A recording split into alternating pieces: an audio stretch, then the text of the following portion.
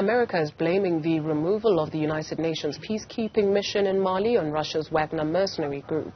On Friday, the UN Security Council voted to end the mission after the military junta demanded the withdrawal of the forces. Where to now? What does this mean? Willem Els is with the Institute for Security Studies. Willem, thank you very much for your time this afternoon. Let's take a look or assess how effective this peacekeeping mission has been, given that it has been in Mali for so many years. Good afternoon to you. Yes, we see that the MINUSMA forces of the United Nations have been in Mali since 2012, and they were due to revise or to extend their engagement by the end of June, and we saw that when they requested that it be extended, it was not approved by the military junta that is currently in power in Mali, and that actually led to the withdrawal of the force and also the unanimous vote of the 15 members in the Security Council of the United Nations. It is often said that conflict is a lucrative business. Who was paying these forces from the United Nations? Well, of course, like with all these United Nations missions, it is funding from the member states. But we also see that countries like the UK did not want to contribute their forces towards this MINUSCA force because of the interference and also the instability of the government in Mali that kept on interfering with the day-to-day actions of these MINUSMA forces. You also take a look at MONUSCO in the Democratic Republic of the Congo. They too have been there for a while, yet the instability seems to be getting worse. So in assessing these peacekeeping missions that are outside of the continent, is it time to take a look at bolstering the efforts of an African peacekeeping missions? Yeah, I think we can look at MONUSCO. We can also look at your SAMIM forces that are currently deployed in Mozambique. But I think we should take one step back. Your challenge that you have with especially your UN missions is the mandate that is given to these missions on what they can do. We see that your MINUSMA forces, for instance, they were there to protect.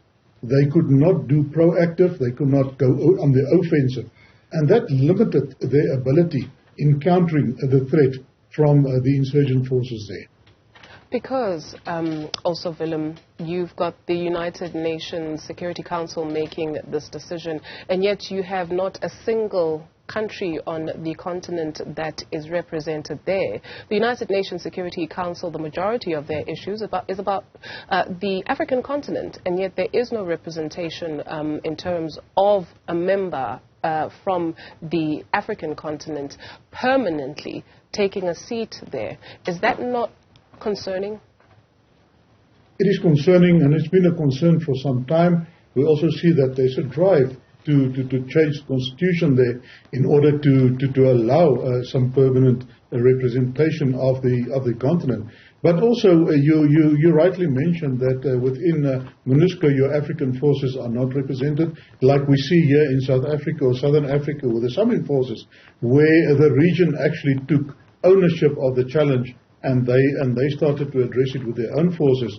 What we also see in Mali is because, they had two coup d'etats, one in 2020, one in 2021, and that alienated them from the ECOWAS community in West Africa that also sanctioned them. So we see that they basically a renegade government within the alliance there, or the Union of States. And your challenge that you have is that they started alienating the United Nations. They alienated also the French government, which had 5,000 troops there that actually withdrew prior to the withdrawal of the UN forces now.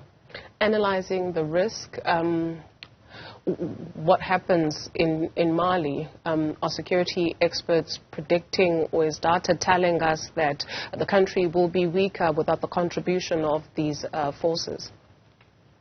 Undoubtedly so. We also saw that the insurgents that are party of the Algiers Accord that was signed in 2015 between the Malian government and the insurgents, they also stated that that might be in jeopardy now. So we see that we anticipate that a lot of instability will come now. We see that the Wagner private military company that is currently deployed there, they deployed some 1,000 forces there.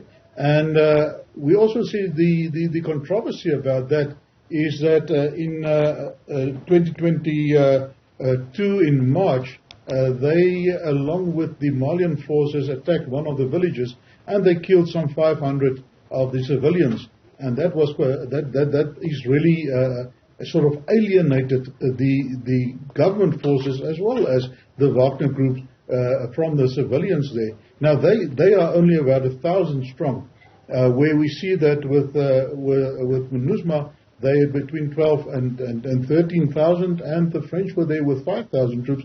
And we see that the Malian government would still not stabilize the situation there. So how the Malian forces, along with 1,000 Wagner troops, are going to stabilize it, that needs to be answered.